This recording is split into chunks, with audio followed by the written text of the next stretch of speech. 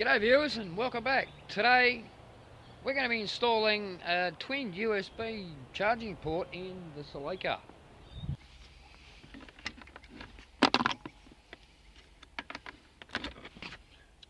There we go, done. No, kidding, I'm not done. In behind here there's a twin charger and there's a cable. Keep watching.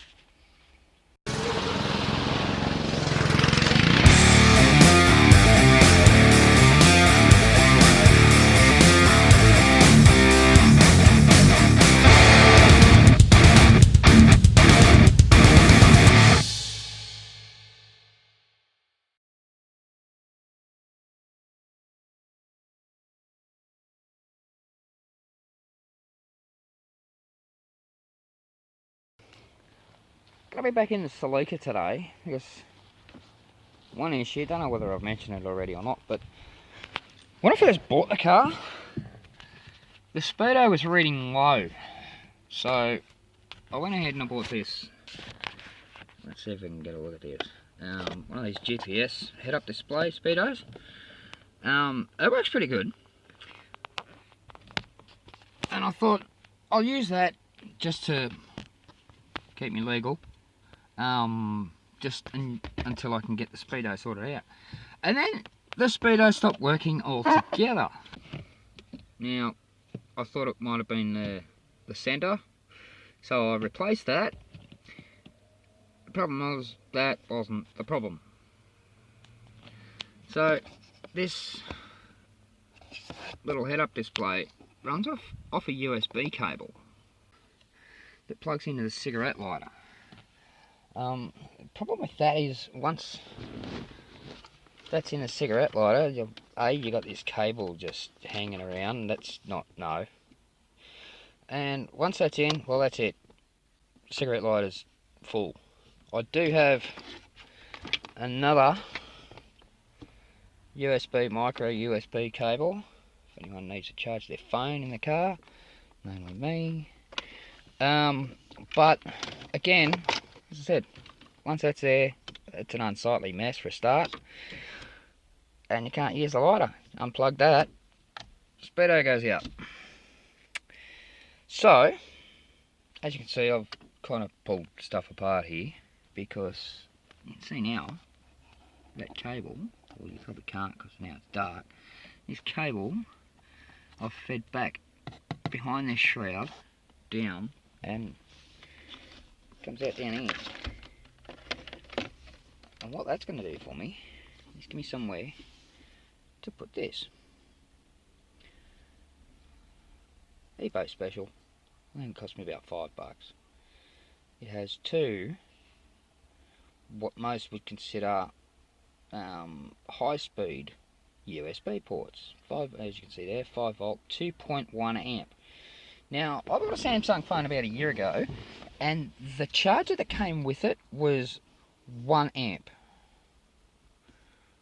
That's like half the speed of this. So what have I got to do? I've got to get this, and it's going to be tucked down in there somewhere.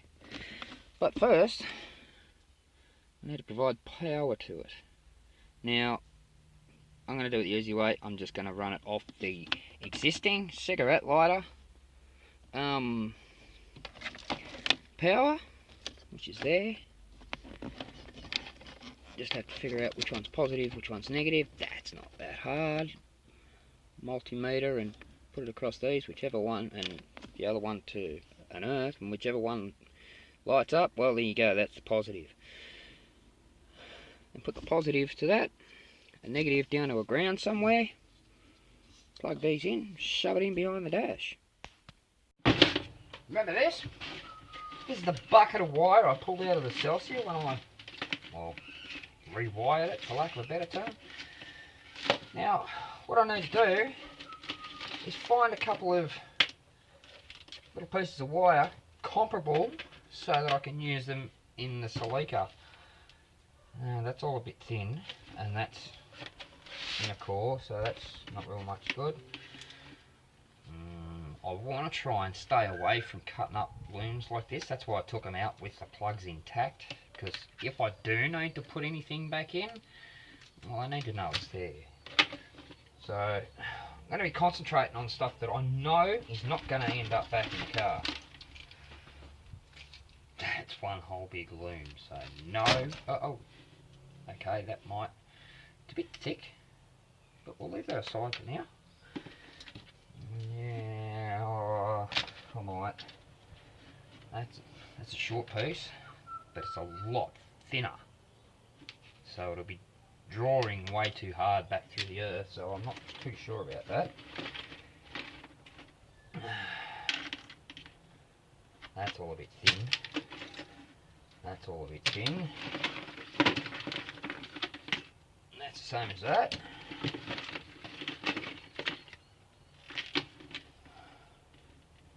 Not much to be had in there.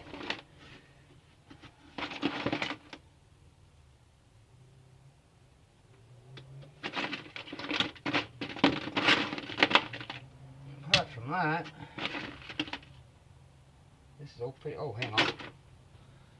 No, I think they might be a bit thin, but that's already been cut anyway, and it's about the same size as that. So I think I might go with that. Right, so we have our bits of wire. I'm just going to cut that off because that's going to just get in the way. That should be plenty. Cut that end off. And I'm going to get about the same amount of the green wire. Which, yeah, that looks good. Out there. There we go. Put that back in the bucket. So I know where it is next time. Now, you're going to strip one end, a bit more than that, get that out of the way. About 10 mil on one end.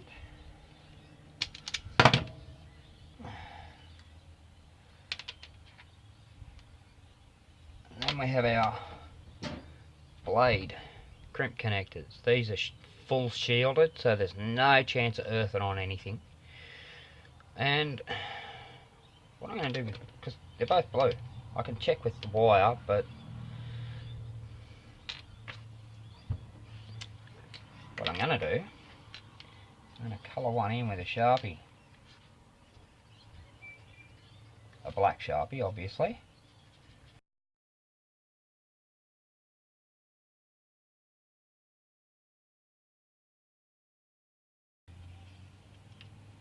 That way, there's no mistaking which one's the negative. It's black. It only takes a minute.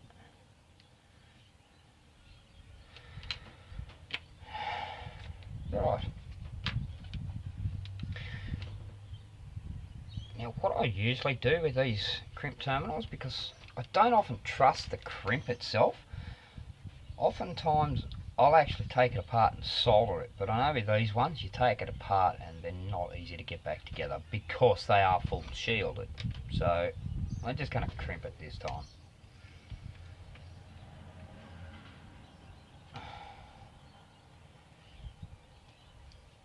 Make sure the wire's right in there.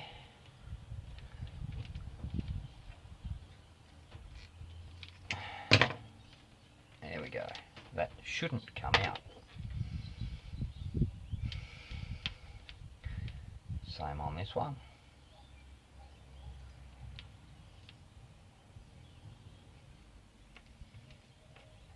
There we go.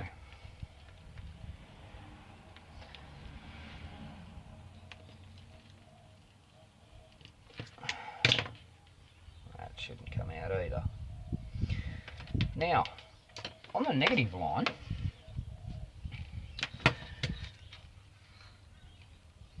I'm going to strip about 50 mil. Right. You'll get it in a sec. take that right off. There you go. You twist that together. This is really heavy, Matt. Really heavy wire, actually. Now, I'm using this because I've got it handy. It's a bit of 4mm round bar. Wrap it round.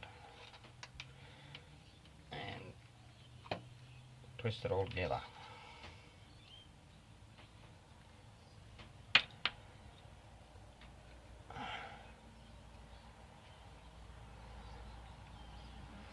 Alrighty. Gives you a nice big hole in the middle. And now it's time for the tip of the week.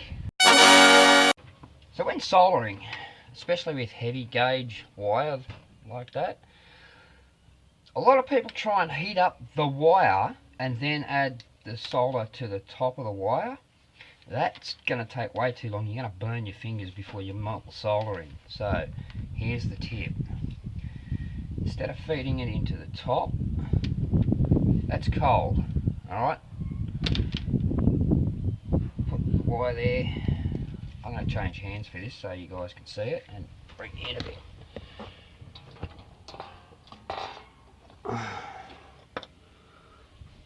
Alright.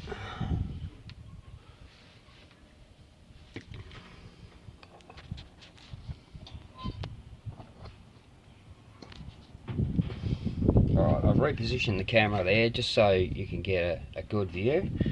Again, that's still cold. And instead of trying to feed the solder into the top, feed it into the bottom. Boom, there you go.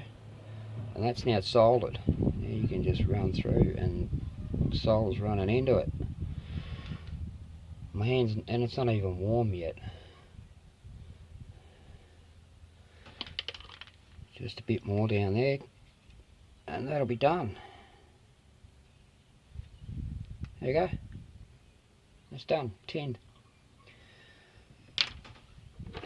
This one is going to be even tougher because you now got double the thickness of the wire. But again, stick it on there, pile it into the bottom. Now, because the solder is going to heat up and melt faster than the metal will, it doesn't matter what you do. Now that you have that on there and it's established, bam, you can just feed it and it'll just feed up. Okay, that's starting to get warm there now. But the base part, the thick part, is soldered all around. I'll just finish this off and we'll be done with these for now.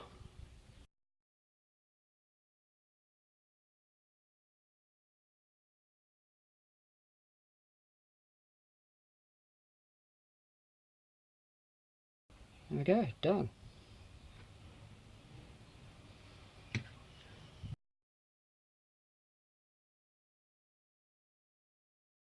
Well, this is unfortunate. There's a light there. As I was taking these two pieces out, as you can see they broke. This little tab goes just there, like that. And yeah, that's just, yeah. Now, here's the thing. They have been broken before. I can actually see the super glue on there. Same on here. So yeah, obviously they've been broken before. So now I've got to try and fix it. Obviously, super glue ain't going to hold. I mean, it'll hold as long as no one moves it. That's not going to really help. So, and I don't think epoxy is going to do much because it's going to have to be laid over the top. So I think my only choice really is a little bit of fiberglass. Alright, got my resin, got my matting. Catalyst, that helps. Pair of scissors to cut the matting, little brush to apply it, and acetone for clean up. Okay, I'm not working directly on my bench top here. This is the offcut from this piece. I'm going to work on here. Now, also have a little paint tin. These, don't throw those out. Those are really handy. They come in handy for lots of stuff. The downside with them, there's this tiny little hole in the bottom of them, but it's nothing a bit of electrical tape won't fix. Just that over there, and you can now use that to mix up your resin. Now, I did go ahead and re-super glue these two pieces just to hold them in place while I fiberglass the back of it, because nothing worse than trying to fiberglass something together and everything keeps moving. So that's sturdy, but as soon as I go and try and pull that out again, it's just going to break again. So I'm going to go ahead and do the fiberglass. Okay, first thing you need to do, before you even open them, is find some sandpaper. Not hugely rough, like not 36 or 8, even a 120 might be a bit heavy, but I'm just going to go and have a look, see if I can find some sandpaper. Well, I can't find any paper, but I found some discs. Because why can't I find any paper? Well, everything's still all over the place. I don't know where anything is really. But I have these discs, they're 120. So I'm going to go ahead and use one of them.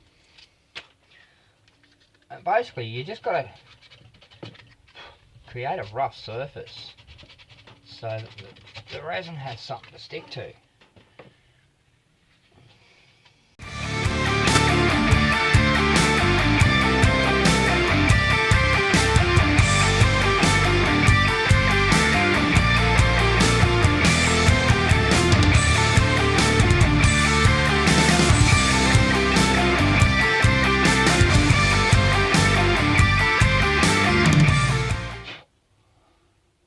There we go, that'll do. Like I said, just enough to say that's not smooth. Okay.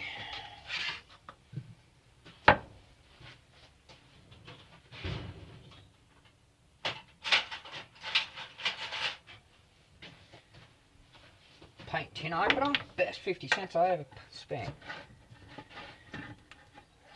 And we're not going to need a lot for this, especially since I'm going to be doing it in like 3 coats. So you know what, just going to do that, and that is going to be absolutely plenty just to foundation coat.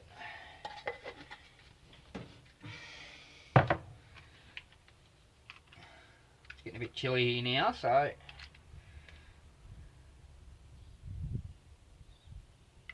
there we go.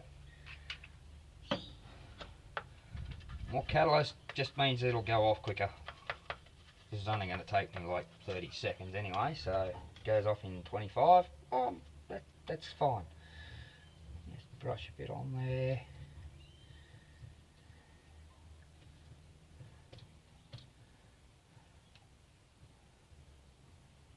Trying to get it into that roll there. That way I don't have to put as much matting in, but I need something underneath it. Hold it up. That'll do. See? Paint leads always come in handy. And some into here. And I'm going to really fill up this corner. Because trying to get the matting to sit down into there isn't going to be easy. So I'll fill it up. I'll sit it like that.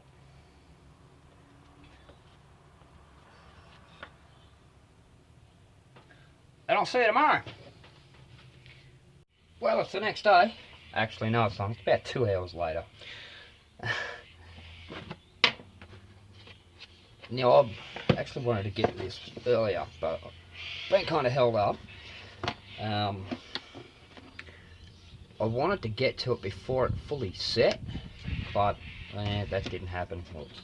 Oh well. Now comes the icky bit. Oh wait, no, itchy bit. and that's cutting up the matting. Alright, a couple of little pieces here. I think that's 2 pieces. I will make it 1. No, it is actually 2 or 3. Alright, there we go. That'll do us. This is just the cheap matting, not the woven matting, unfortunately. But basically for this, I just need a couple of little strips. So let's make it neat for a start. And cut 1, 2 strips, and they're just falling apart. So we got loose strands. I'm just going to do it like that. So where's my cup? There's my cup and clean brush. Well, it's the same brush, but it's cleaned. Same deal again. Resin. And again, going to use about the same amount, maybe a little bit more.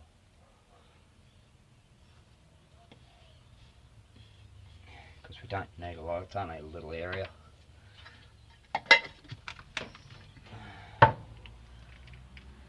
And catalyst.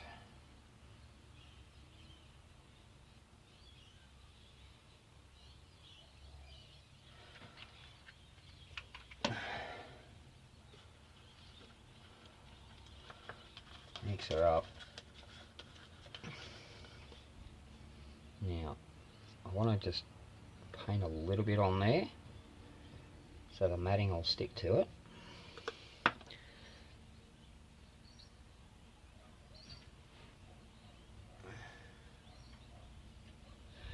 And then I'm just going to use that, the brush, to set the matting down onto it.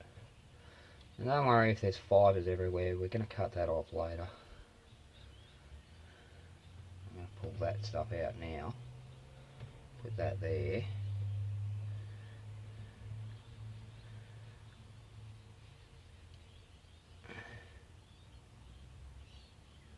And that is going to add a lot more strength to that.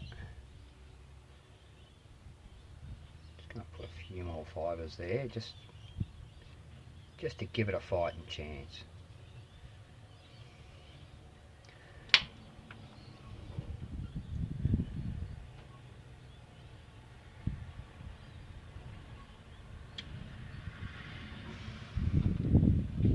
Tiny bit more resin in there, there we go. There we go. That's just about going to do it.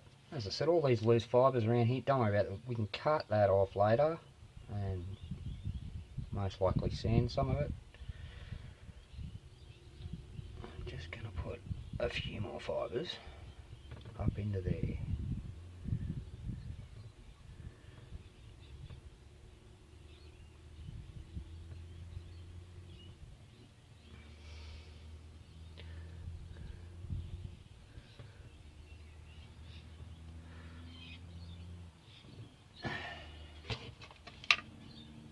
There we go, that'll do that one. Now let's have a look at this other one. Right in this corner here. More resin down.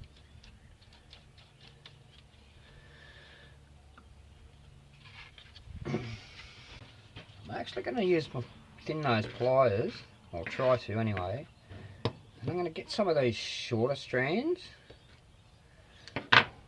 All this stuff here. You want to be really careful. I actually should be wearing gloves, which I'm a dumb ass, so I'm not. You know what? I'm just going to drop them in there.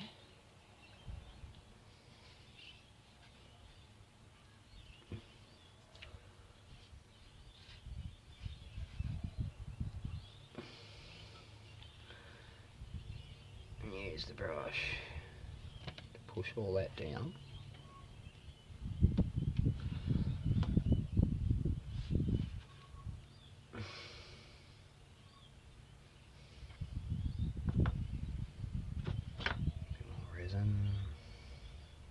all that down into there.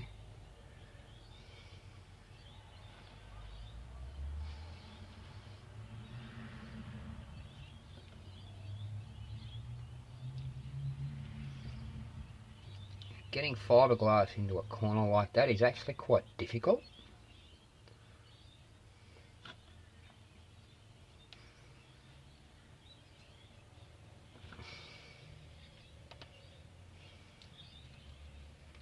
Not where I want it out there. There we go. I know you guys probably can't see what I'm doing there. I'm just laying it in there.